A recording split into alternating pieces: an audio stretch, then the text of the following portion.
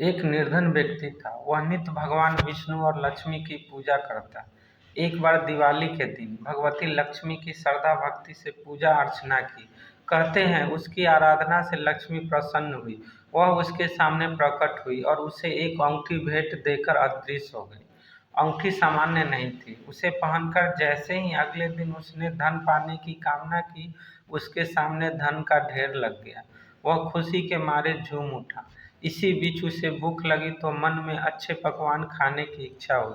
कुछ ही पल में उसके सामने पकवान आ गए।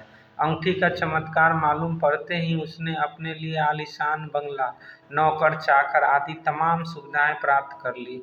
वह भगवती लक्ष्मी की कृपा से प्राप्त उस अंगूठी के कारण सुख से रहने लगा। अब उसे किसी प्रकार का कोई दुख या कष्ट या चिंता नहीं थी। नगर में उसका बहुत नाम हो गया।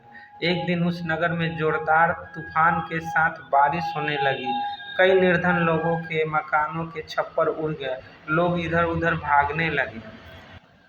एक बुढ़िया उसके बंगले में आ गई। उसे देखकर वह व्यक्ति गरज कर बोला, बुढ़िया कहाँ चली आ रही है? बिना पूछे बुढ़िया ने कहा, कुछ देर के लिए तुम्हारे यहाँ रहना चाहती हूँ। लेकिन उसने उसे बुरी तरह डांट दिया। उसे बुढ़िया ने कहा, मेरा कोई आसरा नहीं है। इतनी तेज बारिश में कहाँ जाऊंगी? थोड़ी देर की ही तो बात है।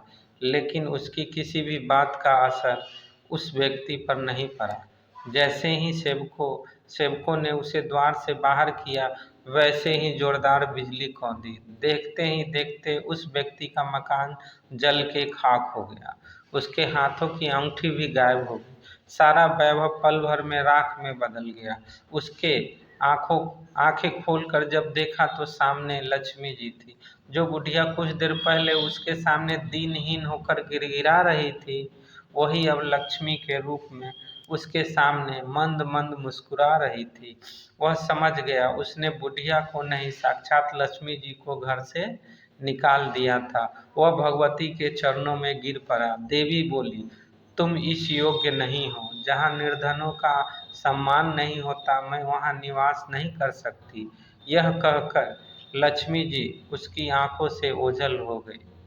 दोस्तों, कहानी छोटी है पर बहुत बहुत सीख देती है। अगर कहानी अच्छी लगी हो तो लाइक और सब्सक्राइब जरूर करें। ओके, थैंक्स दोस्तों, फिर मिलते हैं।